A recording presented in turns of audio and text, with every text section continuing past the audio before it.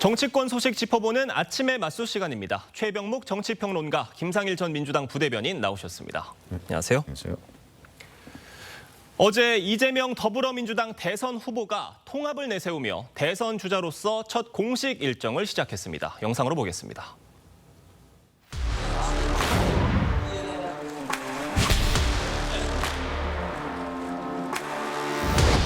대통령이라는 단어가 무슨 뜻인가 국어사전을 좀 뒤져서 찾아봤는데 국민을 크게 통합하는 우두머리라는 그런 의미가 있었습니다.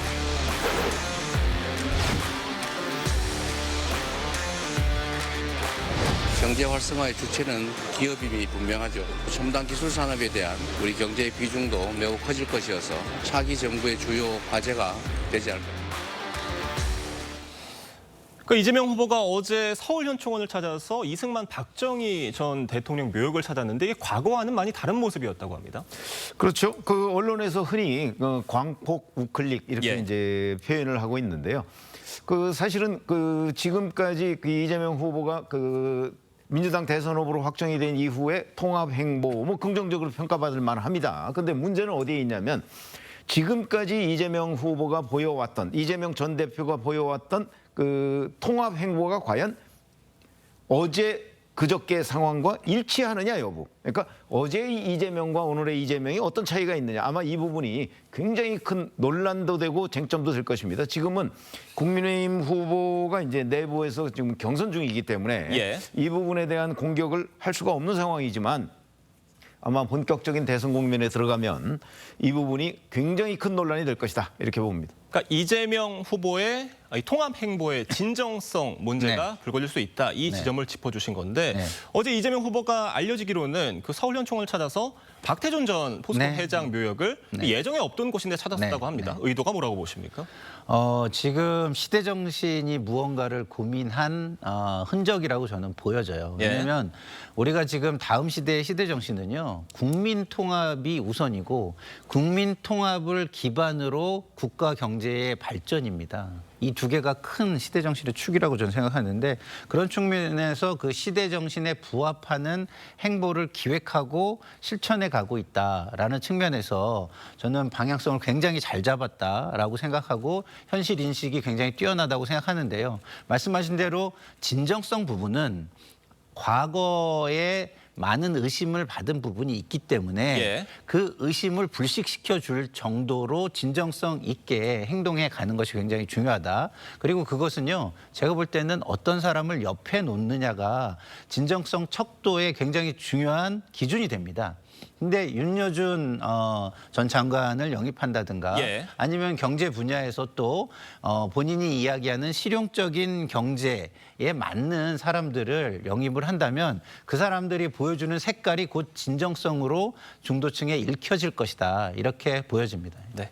그러니까 이재명 후보가 어떤 그런 통합 행보의 일환 또 그런 차원으로 어제 SK 하이닉스를 찾았다고 하는데 이 부분에 대해서는 국민의힘에서 위장 기업 행보다 이렇게 비판을 했습니다. 왜 그러냐면 잘 아시다시피 반도체 특별법 뭐 여야 간에 그 과거에 그 합의를 사실상 했었는데 그 중에 핵심이 주 52시간 문제 아니겠습니까? 근데 주 52시간 문제에는 아무런 언급이 없어요. 가장 핵심적인 반도체 지원 분야에 관한 언급이 없이 뭐 친기업적 행보를 한다고 하면 이 또한 알맹이 없는 그야말로 진정성 없는 행보가 되지 않겠느냐 하는 비판에서 결코 자유로울 수가 없다. 이런 점이죠. 그래서 이재명 후보의 지금 뭐 말씀하셨는데 이런저런 행보는 긍정적으로 평가받을 만해요. 그런데 이게 선거 때 반짝이냐 아니면 정말 본인이 당선된 이후에도 계속할 수 있느냐 하는 거는 결국 우리가 뭘로 판단을 해야 되죠? 지금까지의 이재명 대표가 보여왔던 행보가 과연 연결이 될 수 있느냐 이거로 그 우리가 판단을 해야 되거든요. 근데 엊그제까지의 이재명 대표와 지금의 이재명 후보가 너무나도 큰 차이가 나니까 요게 선거를 한 달 정도 앞두고 잠시 위장을 한 것 아니냐 하는 비판을 국민의힘으로부터 받는다는 겁니다. 네. 지금 민주당은 보수 책사로 불린 윤여준 전 환경부 장관을 상임 선대위원장으로 영입을 했습니다. 이재명 후보와 윤여준 전 장관은 지난해 10월에 한 차례 만났었는데요. 그 모습 보겠습니다. 국민의 신뢰를 얻기 위한 경쟁을 하는 건데 뭐 죽고 살고 하는 식으로 하는 건 정치가 아닙니다. 전쟁이죠. 전쟁이죠. 그게 제일 안타깝습니다. 그러니까요. 이 뭔가 민주주의 훈련이 덜 된 분들이 권력을 잡아서 그런지도 모르겠어요. 제가 뭐 그 얘기는 뭐라고 하겠어요. 윤여준 전 장관의 선대위 합류 어느 정도 좀 파장이 있을 것으로 보세요? 글쎄, 이것 또한 마찬가지죠. 사실은 6개월 만에 만난 거 아니겠습니까? 예. 그렇게 하고 윤여준 전 장관을 마치 뭐 보수의 책사 이렇게 얘기하지만 윤여준 전 장관이 안철수 후보를 도왔던 게 2012년입니다. 그때 이후로 이제 보수라는 진영을 저는 벗어났다고 보고요. 예. 지금 이제 뭐 여러 가지의 그 정황 등을 고려한다면 보수라는 그 진영의 대표성을 윤여준 전 장관이 갖기가 어려운 상황인데, 예. 자 그러면서 이제 본인한테 우호적이다 해서 이제 지금 그 대표격을 억지로 부여해서 영입을 한 거잖아요.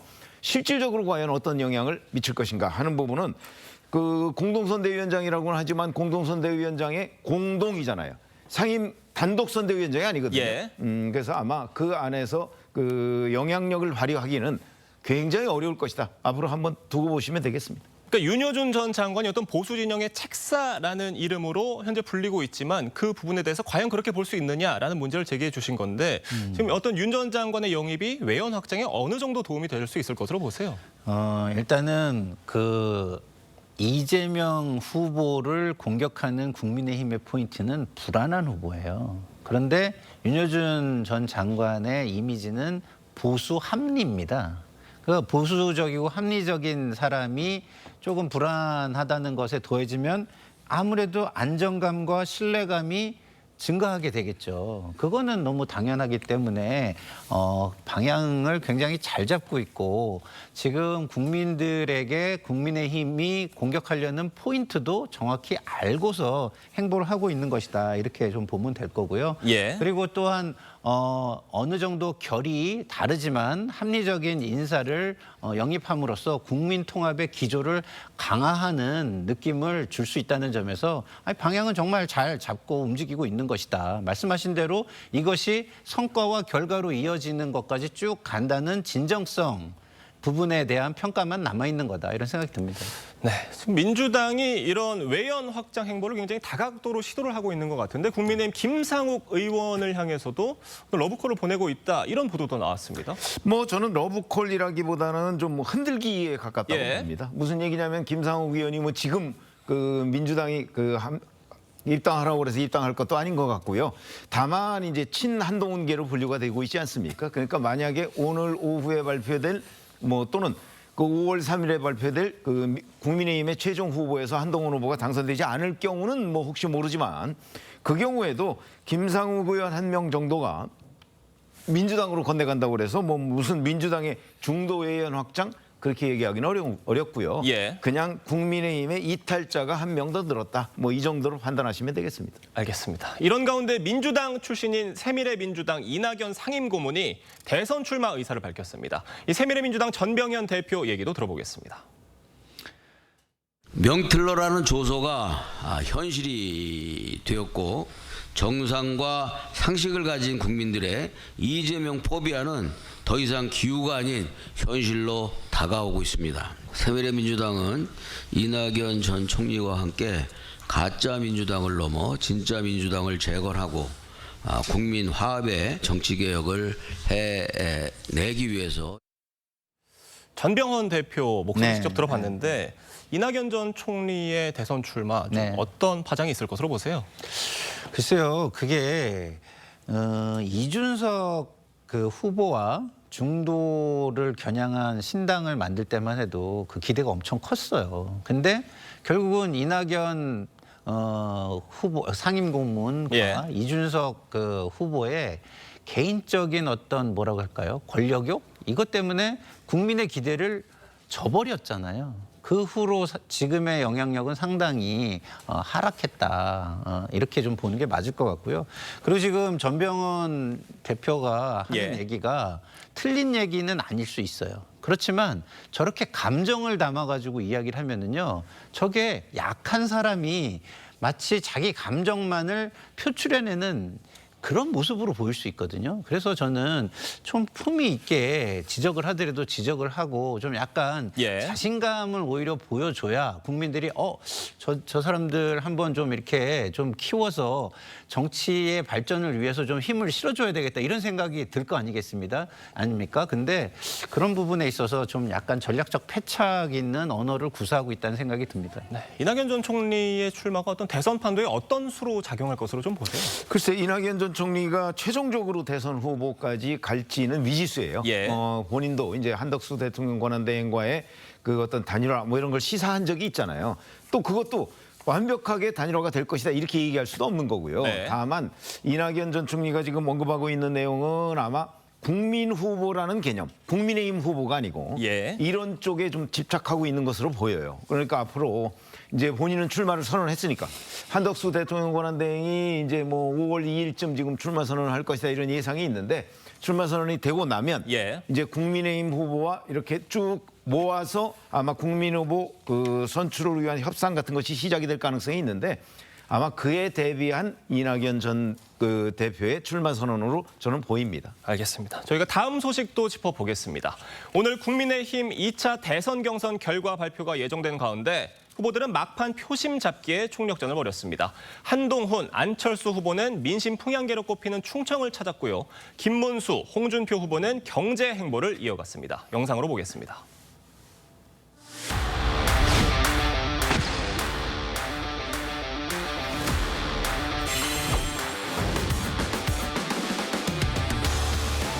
저 안철수가 대전, 세종, 충청과 함께 대한민국의 미래를 준비하겠습니다. 충청의 마음, 그리고 충청민들이 바라는 것이 무엇인지를 잘 파악하고 실천할 겁니다.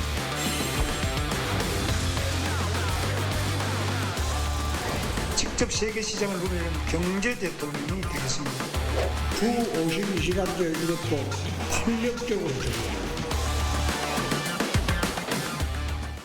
오늘 국민의힘 경선 결과가 발표되는데 과반 후보가 한 명으로 나올 것이다라는 예측들은 많이 안 하시는 것 같고요. 2명이 나올 거다라는 말씀들을 많이 하시는데 그 포함해서 좀 어떻게 예측하세요? 한 명이 만약에 50%를 예. 넘으면 그대로 확정이 돼 버리죠. 예. 5월 3일 그 결선 절차라는 게 필요가 없습니다. 그런데 현재 각종 여론조사를 종합해 보면 김문수, 한동훈, 홍준표 후보가 거의 비슷합니다. 예. 그렇죠? 그런 건 뭐 어떤 여론조사든 되게 비슷하게 나오고 있기 때문에 그렇다면 한 후보가 50%를 넘을 확률은 뭐 거의 없다고 봐야 되는 거죠. 그래서 이제 결국 이번에 2명으로 압축이 되고 그리고 나서 5월 3일 그중에 한 명이 당선이 되는 것 아닌가 이렇게 보는 것이 합리적인 관측이라고 봅니다. 네. 김상일 대변인 네. 보시기에는 만약에 2명이 올라간다면 네. 누가 올라갈 것으로 보세요? 저는 지난 며칠간 예. 그 전화를 기자분들한테 엄청 많이 받았거든요. 그래서 언론에 많이 말씀을 드렸지만 예. 지금의 구도는 사실상의 두 진영으로 갈려 있는 겁니다. 다시 말해서 윤석열 전 대통령의 지지 진영 그리고 거기에 비판적인 진영 두 진영으로 갈려 있는 건데요. 그렇게 본다면 후보들도 2명으로 지금 나뉘어져 있는 거죠. 그러면은 윤석열 그 전 대통령 지지 진영에서는 누가 지금 앞서갈 것이냐? 김문수 후보가 앞서가는 거예요. 그러면은 그렇지 않은 비판적인 진영에서는 누가 앞서가냐? 한동훈 후보가 앞서가는 거죠. 예. 그래서 이렇게 크게 나눠서 본다면 당연히 김문수, 한동훈으로 예측하는 것이 합리적인 예측이 되지 않을까 이렇게 생각합니다. 그러니까 한동훈, 안철수, 반탄파 진영에서는 한동훈 후보가 좀 더 앞서 있는 것 같다라는 분석들을 많이 해주시는 것 같은데 그러니까 어떤 찬탄파 진영에서는 김문수, 홍준표 중에 누가 갈 아니 것이냐? 거꾸로 됐죠. 찬탄파에서는 한동훈, 반탄파에서는 김문수, 김문수, 한동훈이고요. 그 이제 두 후보 중에서는 누가 우위에 있느냐에 대해서는 다소 이견들이 좀 있으신 것 같습니다. 보시기 어떠세요? 그러니까 지금 이제 각종 저희가 사실 판단할 수 있는 기준이라는 게 여론조사 정도하고 이제 주변의 분위기 뭐 이런 거 아니겠습니까? 그러면 탄핵 반대 세력에서는 김문수 후보와 홍준표 후보가 이제 경합을 하는 것이고 예. 탄핵 찬성 세력에서는 한동훈 후보와 안철수 후보가 경합을 하는데 한동훈 후보와 안철수 후보 간의 승부는 이미 난 것으로 보여요. 네. 왜냐하면 지지율 격차가 나기 때문에 그러면 거기에서 한동훈 후보가 올라갈 것이고 그러면 탄핵 반대 세력에서는 이제 김문수 후보, 홍준표 후보가 있는데 지금 비슷하단 말이죠. 응? 지금 저기도 계속 나오지만 비슷해요. 네. 누가 확실한 우위를 점하지 못해요. 그렇기 때문에 누가 거기서 올라가고 누가 낙선할 것이냐 오늘 오후에 발표해서 그건 예측하기가 쉽지가 않다는 거예요. 예측하기 매우 어렵다. 그러나 그 중에 한 명, 예. 그다음에 한동훈, 안철수 중에 한 명이라고 한다면 한동훈. 예. 이렇게 올라갈 건데 지금 김상일 평론가께서는 김문수, 한동훈으로 보고 계시지만 사실은 홍준표, 한동훈의 가능성도 전혀 없는 건 아니다. 예. 이렇게 볼 수 있습니다. 알겠습니다. 한덕수 권한대행의 대선 출마 여부와 단일화 이슈가 국민의힘 경선 최대 변수로 꼽히고 있는 상황입니다. 이 총리 비서실장이 사직서를 제출하면서 한대행 출마가 임박했다는 분석이 나오는 가운데 이 국회에서도 한대행 출마 여부를 두고 신경전이 오갔습니다. 영상으로 보겠습니다. 한덕수 권한대행님 출마하십니까? 저는 알지 못합니다. 이제 난갑병에 걸려서 대통령 후보가 되겠다 이렇게 얘기하고 있는 그런 상황인데 최근 논란이 되고 있는 한덕수 권한대행의 출마와 관련된 행보처럼 보입니다. 오늘 무단으로 정무위 회의에 불출석한다는 것은 좀 용납이 안 됩니다. 정인 출석이라든지 의결을 한 회의가 아닙니다. 그래서 이미 출석이기 때문에 강제할 방법이 없다. 한대행이 만약에 출마를 공식화한다고 한다면은 나오면서 어떤 차별화 전략이라든지 뭐 필승 전략을 가지고 나올 것이다라는 분석들이 있는데 좀 어떻게 보세요? 그 확실한 게 사실은 개헌이죠. 예. 본인이 이제 5년 임기를 채우지 않고 뭐 1년 또는 3년 뭐 여러 가지 설들이 있습니다만은 그동안에 개헌을 해서 대통령 임기와 국회의원 임기를 맞춰놓겠다 하는 거고요. 개헌의 방향도 제시할 가능성이 있고 또 하나는 이제 이재명 그 후보로 대표되는 일종의 포퓰리즘 정권 뭐 이런 거를 막아야 한다는 부분. 뭐 그다음에 그 미국과의 관세 협상을 제대로 해낼 수 있는 예. 뭐 대통령 뭐 아마 이런 정도의 명분이 되지 않을까 싶습니다. 결국은 그 부분에 관해서 국민들이 얼마나 진정성이 있다 뭐 이렇게 평가를 하느냐에 따라서 아마 승패가 결정되지 않을까 싶습니다. 그러니까 이재명 후보 같은 경우는 개헌에 대해서 일정 부분 공감은 하지만 당장 급한 문제는 아니다라는 입장으로 정리가 될 수 있을 것 같아요. 그거는 정치적으로 보면 예. 안 하겠다는 얘기, 이제 공약만 하고서 실천을 안 하겠다는 얘기로 예. 들립니다. 그러니까 이제 그 부분이 이제 진정성 얘기를 자꾸 제가 하게 되는데 네. 이재명 후보의 경우에는 말은 화려하게 뭐라고 얘기하고 있지만 과연 실천할 것이냐. 실천하지 않은 사례가 바로 2022년에도 개헌이 공약이었는데 그 후로 단 한 번도 제대로 된 언급을 한 적이 없거든요. 네. 그런 것처럼 이번에도 역시 공약은 아마 하긴 할 가능성이 높은데 예. 그 또한 과연 실천하겠느냐. 뭐 이런 아마 의문에 휩싸이게 될 것입니다. 그러니까 개헌을 이슈로 네. 이재명 후보와 한덕수 대행이 네. 맞붙는다면 네. 어떻게 될 것으로 보세요? 개헌을 이슈로 맞붙는 게 중요한 건 전 아니라고 보는 예. 게 개헌을 누가 얘기하느냐가 굉장히 중요한 겁니다. 근데 한덕수 권한대행이 출마를 하는 것 자체가 메신저 거부와 불신이 어마어마할 거라고 보기 때문에 무슨 얘기를 해도 중도에는 저는 먹히지 않을 거라고 봐요. 왜냐하면 자, 한덕수 권한대행은 지금 비상대권자입니다. 비상대권을 가지고 있는 사람, 비상이라는 의미가 뭐죠? 굉장히 불안정하다는 거는. 예. 그 불안정을 위해서 심지어는요, 뭐 군에도 거의 비상에 준하는 게 걸리고 공무원 사회도 거의 비상에 준하는 그런 상황이 걸립니다. 근데 그런 상황에서 그 상황을 안정시키려는 노력을 안 하고 책임을 방기하고 자기 이익을 위해서 그걸 악용해가지고 출마를 한다? 중도가 이미 메신저 자체가 어떤 얘기를 해도 그 명분이 없는 메신저에게 귀를 기울일 이유가 전혀 없는 상황이다라고 생각합니다. 네, 지금 한대행의 출마 여부를 두고 국민의힘 경선 후보들 사이에서도 반응이 다소 엇갈리고 있는데 권영세 비대위원장이 정대철 헌정회장에게 전화를 걸어서 단일화를 좀 도와달라 이렇게 얘기를 했다는 게 알려지고 난 뒤에 한동훈 후보와 홍준표 후보 약간 불쾌감을 좀 표시를 했습니다. 사실 그 부분은 알려지면은 안 되는 내용이었죠. 예. 근데 정대철 헌정회장이 공개를 해버리는 바람에 이제 밖으로 드러나게 돼 있는데 권영세 비대위원장이 요청한 거는 국민의힘 후보와 별개로 한덕수 대행이 이제 그 국민의힘 밖에서 지금 무소속 출마 선언을 할 것으로 보인다는 예상이잖아요. 예. 그러니까 잘 얘기를 해서 국민의힘 후보와 한덕수 대행이 단일 후보로 이재명 후보에 맞서는 상황을 좀 만들어달라 이런 부탁을 한 거기 때문에 예. 그거는 그야말로 어떤 정치 협상 뭐 이걸 좀 부탁한 측면이거든요. 그래서 이 두 가지는 한꺼번에 뭐 이렇게 막 섞여서 들어갈 건 아니라고 보고요. 그 부분에 대해서 불쾌하다는 거는 이제 지금 국민의힘 경선이 한참 진행 중인데 그 경선 결과는 5월 3일에 나오는데도 불구하고 미리부터 뭐 김빼기 하는 듯한 인상 아마 이런 걸 받은 걸로 보이는데 뭐 전 상당한 오해가 있는 것 아닌가 싶습니다.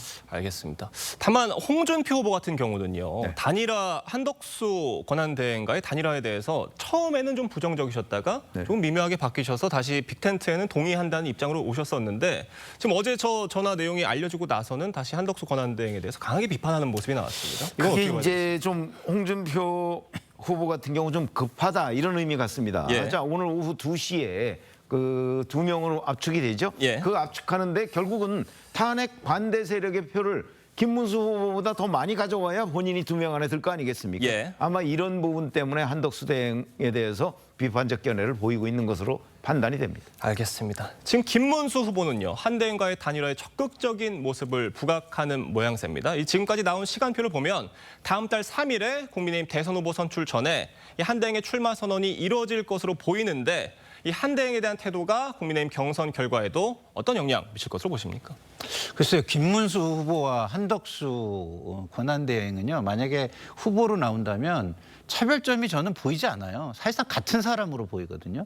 그러니까 같은 사람들이 무슨 일을 해도 그게 파급 효과가 저는 없다고 봅니다. 오히려 이게 뭐 굉장히 좀 다른 사람들이 이렇게 하네라고 한다면 거기에 어떤 사람이 될까 좀 기대가 되는 부분도 있고 그게 결론이 난 다음에 시너지 효과라든가 흥행성도 좀 담보가 될 수 있을 것 같은데 그런 부분이 전혀 없다는 점에서 김문수 그 후보가 한덕수 그 권한대행에 대해서 긍정적이고 우호적인 이야기를 하는 거는 결국은 초록은 동색이다라고 하는 이야기와 전혀 다르지 않다 이런 생각이 듭니다. 알겠습니다. 오늘 오후 국민의힘 경선 결과 발표 저희가 잘 지켜봐야 될 것 같습니다. 두 분 말씀은 여기까지 듣겠습니다. 감사합니다.